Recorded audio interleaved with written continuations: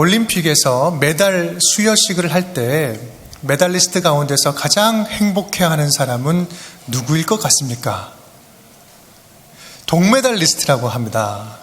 은메달리스트는 아깝게 금메달을 놓쳐서 기쁘기는 하지만 좀 아쉬운 마음이 있고요.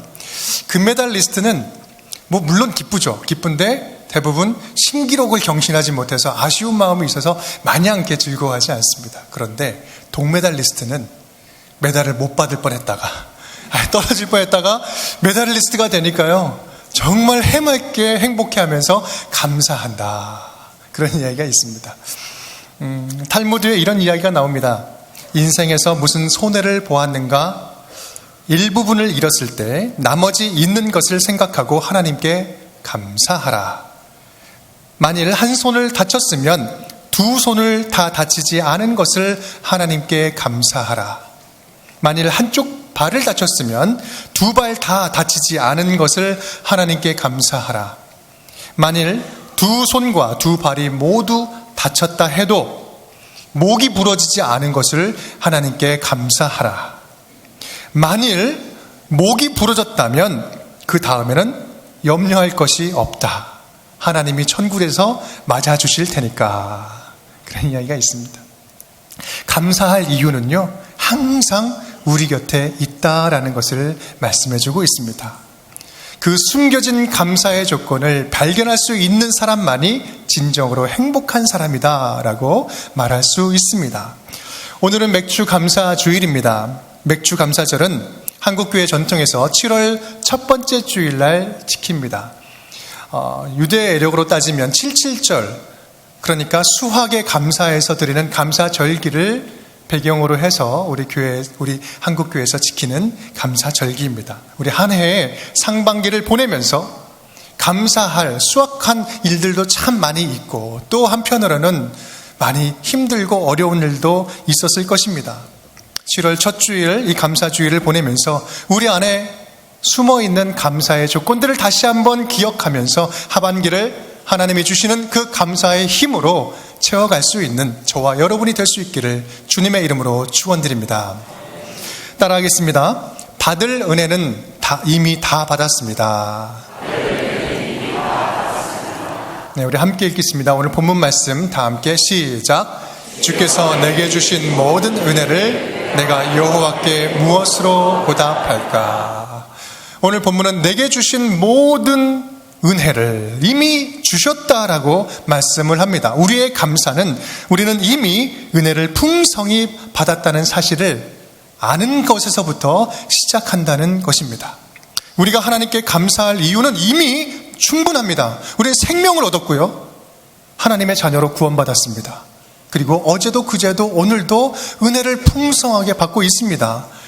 감사의 이유에 대해서 오늘 시편 말씀 본문의 앞에 시편 기자는 감사를 선포하고 있는 겁니다.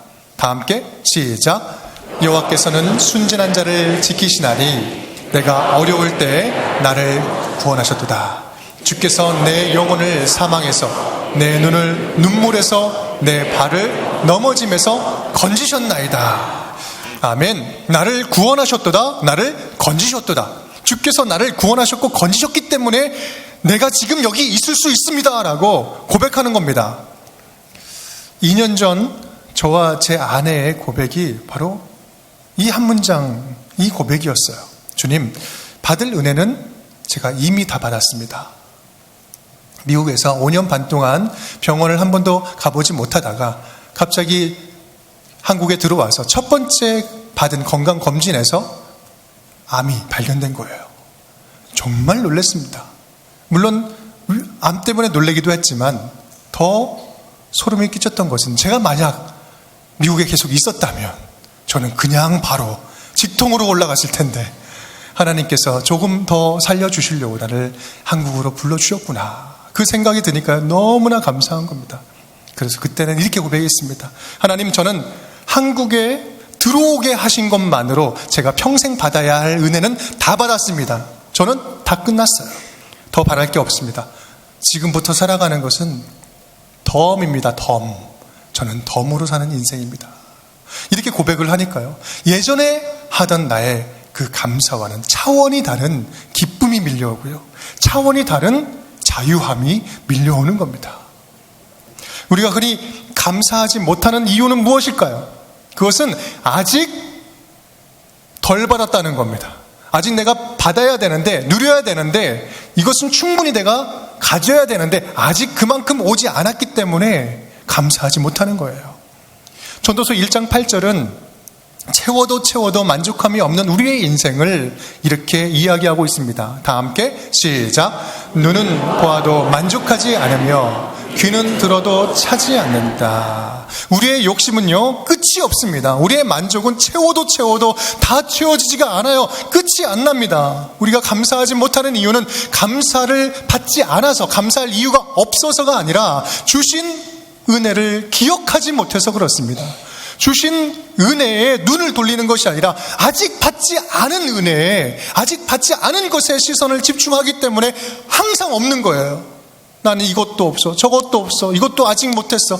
우리의 입술에 항상 달려있는 이 말은 이미 주신 것을 바라보지 아니하고 아직 받지 못한 것에 대해서 시선을 바라보니 항상 결핍이 있고 부족한 것이 우리 안에 있다는 사실입니다. 저와 여러분, 이 아침에, 이 주일날 주님께서 건강 주시고 시간 주시고 여러 가지 여건 허락해 주시고 아름다운 주님의 교회를 허락해 주시고 만나게 해주셔서 이렇게 예배를 드릴 수 있다는 사실, 이것만 하나만 가지고도 우리에게 얼마나 풍성한 은혜요, 감사의 조건입니까?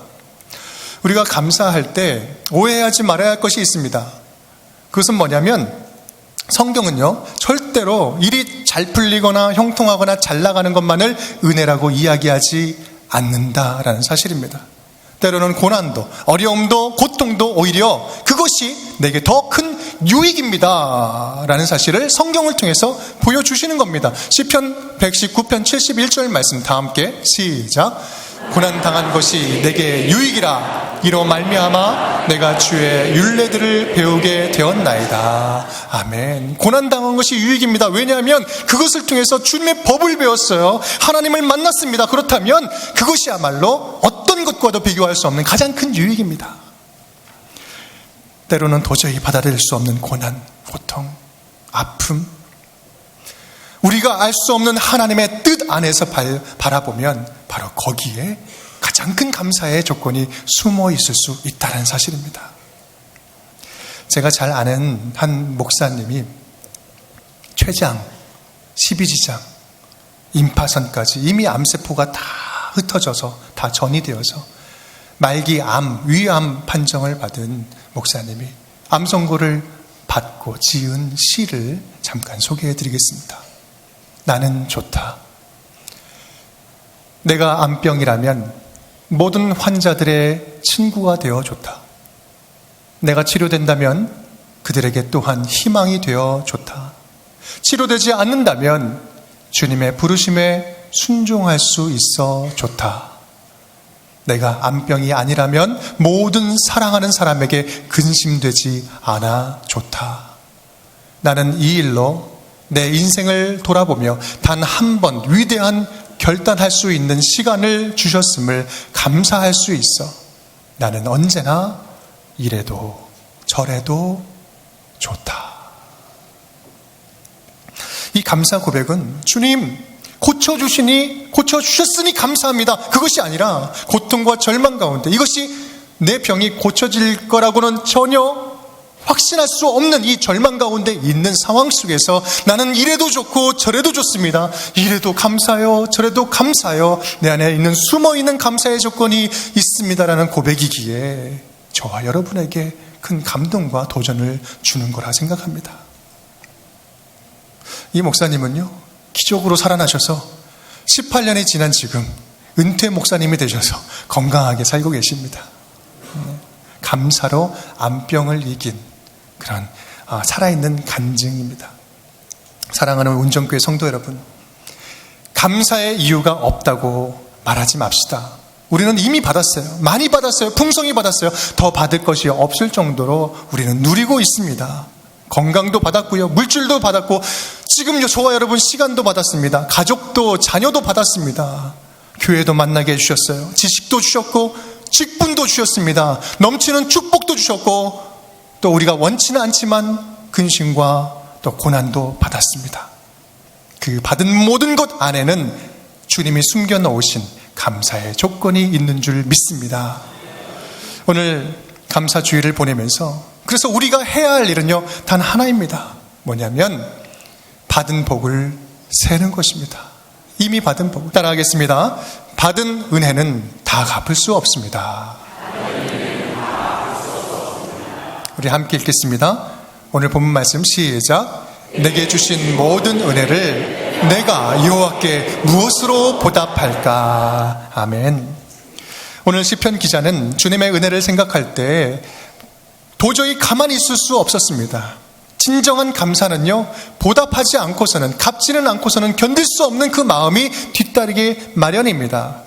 은혜를 갚는다는 것은 동서고금, 문화, 종교를 떠나서 인간의 기본적인 도리입니다. 그래서 우리나라 속담을 보면 이 은혜를 갚는다는 내용의 속담이 참 많이 있습니다. 머리털을 베어 신발을 삼는다. 이거는 본인이 받은 은혜를 꼭 기억한다는 이야기예요. 짐승도 은혜를 안다. 결처보은, 잘 아는 사자성어죠. 은혜를 되갚는 것보다 더한 의무는 없다. 우리 서양의 킥헤로가 이야기를 했습니다. 그런데 재밌는 것은요, 은혜를 갚는다는 이러한 격언보다 은혜를 잊어버리고 갚지 않는 상황을 빗대어서 하는 속담이 훨씬 더 많다는 거예요. 머리 검은 짐승은 남의 공을 모른다. 머리 검은 짐승이 뭡니까? 사람이에요. 사람은 은혜를 모른다는 거예요. 3년 먹여 기른 개가 주인 발등을 문다. 날샌 은혜 없다. 은혜는 그렇게 금방 잊혀져 버린다는 거예요. 물에 빠진 놈 건져 놓으니까 뭐요? 내 보집 내놓으라고 한다. 배은 망덕, 망은 배의 같은 의미입니다. 은혜를 원수로 갚는다.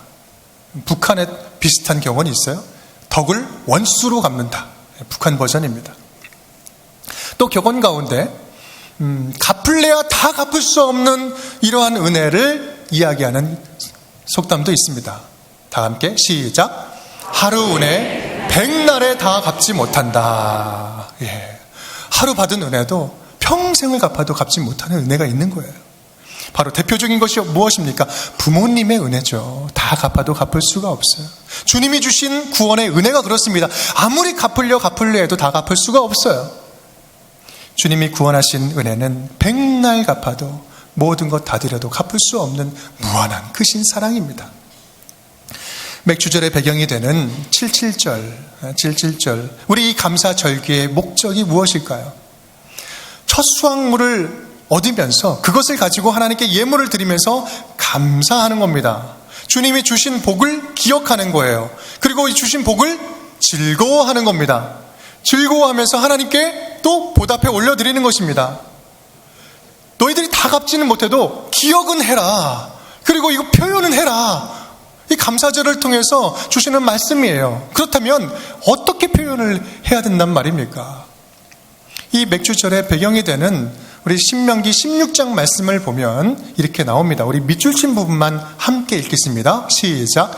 내 힘을 헤아려 자원하는 예물을 드리고 너와 내 자녀와 노비와 내 성중에 있는 레위인과 너희 중에 있는 객과 고아와 과부가 함께 내 하나님 여호와 앞에서 즐거워할지니라. 아멘. 자원하는 예물을 하나님께 드리고요, 주변에 있는 사람들과 함께 기쁜 마음으로 예배를 드리고, 특히 내 안에 주변에 힘들어하는 객과 고아와 과부, 약자들과 함께 그 기쁨을 나누라라고 말씀을 하는 것입니다.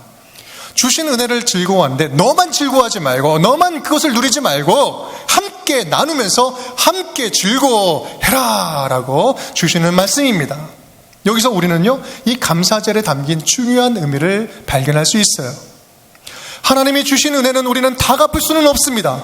하지만 우리가 그 사랑을 입고 서로 사랑하고 약자들을 돌보고 베풀고 나눠주고 꾸어주고 채워주고 함께 예배하면서 사랑으로 범벅이 되어서 살아간다면 그것이 바로 하나님께 보답하는 것이다. 그것을 보면 하나님께서 그것을 보고 기뻐하신다는 겁니다. 바로 그럴 때 우리는 감사의 열매를 진정으로 맛볼 수 있는 것입니다.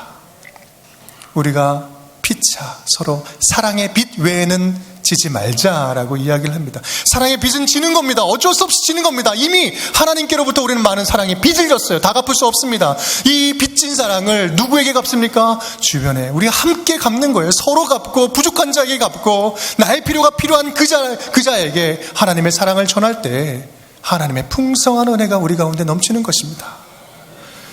그곳이 바로 하나님의 나라가 되는 겁니다.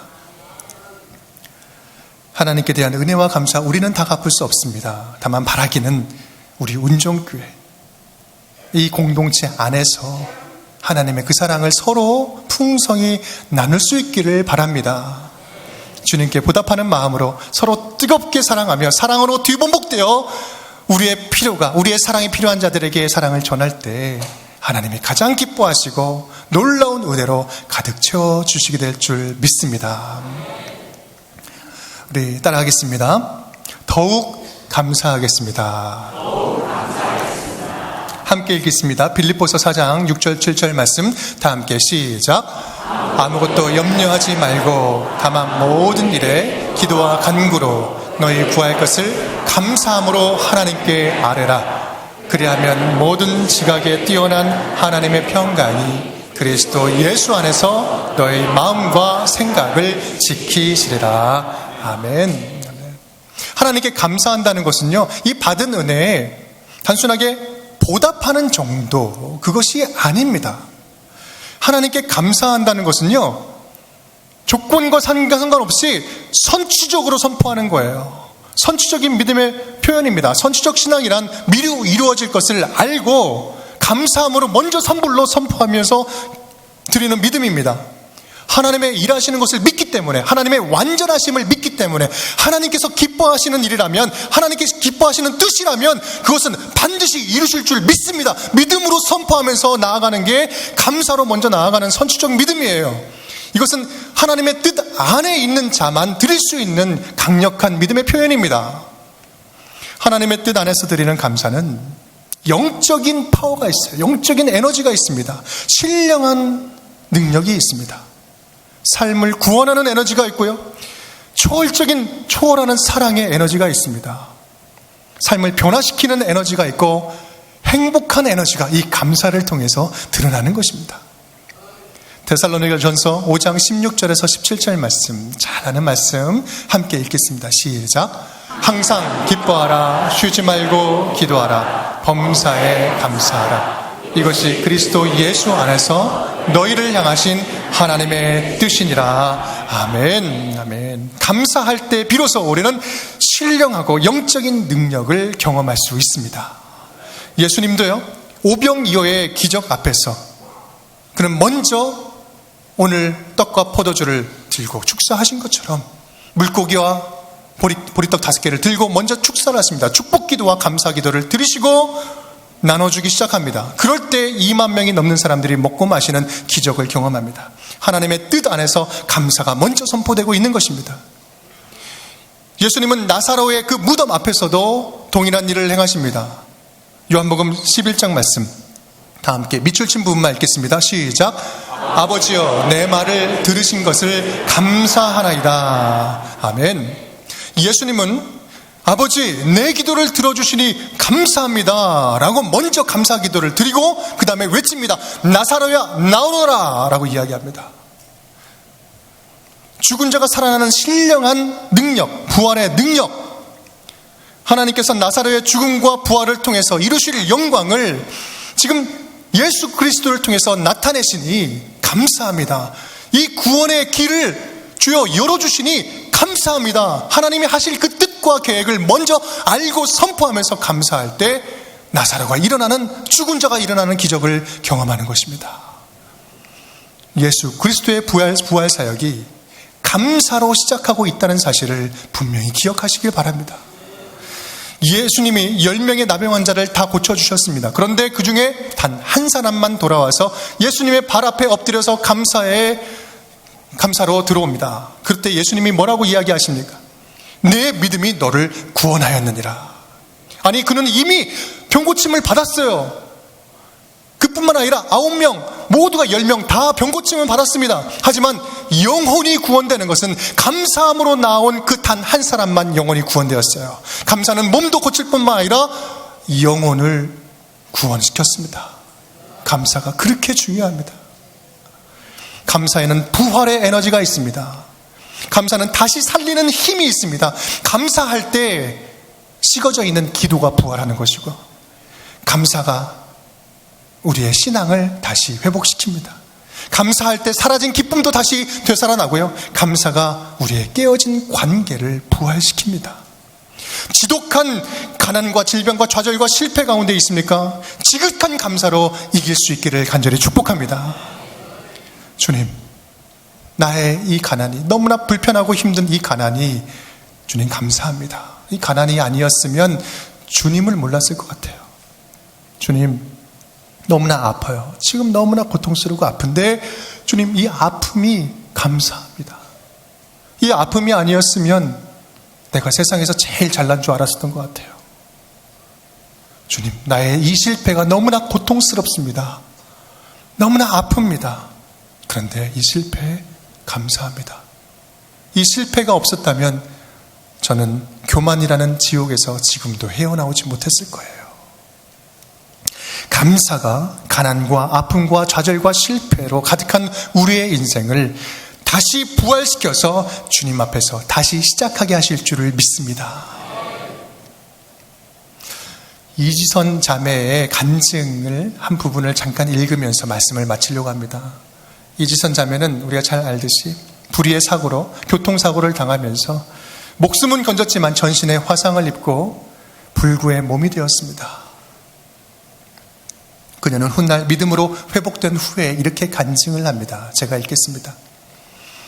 저는 짧아진 8개의 손가락을 쓰면서 사람에게 손톱이 얼마나 중요한 것인지 알게 되었습니다. 1인 10역을 해내는 엄지손가락으로 생활하고 글을 쓰면서는 엄지손가락을 온전히 남겨주신 하나님께 감사했습니다. 눈썹이 없어 무엇이든 여과 없이 눈으로 들어가는 것을 경험하며 사람에게 이 작은 눈썹마저 얼마나 필요한 것인지 알았고, 막대기 같아져 버린 오른팔을 쓰면서 왜 하나님이 관절이 모두 구부러지도록 만드셨는지, 손이 귀까지 닿는 것이 얼마나 중요한 일인지 깨달았습니다. 온전치 못한 오른쪽 귓바퀴 덕분에 귓바퀴라는 게 귀에 물이 들어가지 않도록 하나님이 정교하게 만들어주신 거라는 사실을 알게 되었고, 잠시지만 다리에서 피부를 많이 떼어내 절뚝절뚝 걸으면서는 다리가 불편한 이들에게 걷는다는 일 자체가 얼마나 힘든 일인지 느낄 수 있었습니다. 무엇보다도 건강한 피부가 얼마나 많은 기능을 하는지, 껍데기일 뿐 별것 아니라고 생각했던 피부가 우리에게 얼마나 소중한 것인지 알게 되었습니다. 그나마 남겨주신 피부들이 건강하게 움직이는 것에 감사했으며 하나님이 우리의 몸을 얼마나 정교하고 세심한 계획 아래 만드셨는지 온몸으로 체험했습니다. 그리고 감히 내 작은 고통 중에 예수님의 십자가 고통을 100만 분의 1이나마 공감할 수 있었고, 나는 비천한 사람으로, 때로는 죄인으로, 얼굴도 이름도 없는 초라한 사람으로 대접받는 그 기분 또한 알 수 있었습니다. 이제는 지난 고통마저 소중하게 느껴집니다. 이 고통이 아니었다면 지금처럼 남들의 아픔에 진심으로 공감할 가슴이 없었을 테니까요. 맥주 감사주일을 보내고 있습니다. 7월의 첫 주일이 되었습니다. 저와 여러분에게 잊혀졌던 감사가 다시 회복되는 귀한 주일이 되기를 주님의 이름으로 축원드립니다.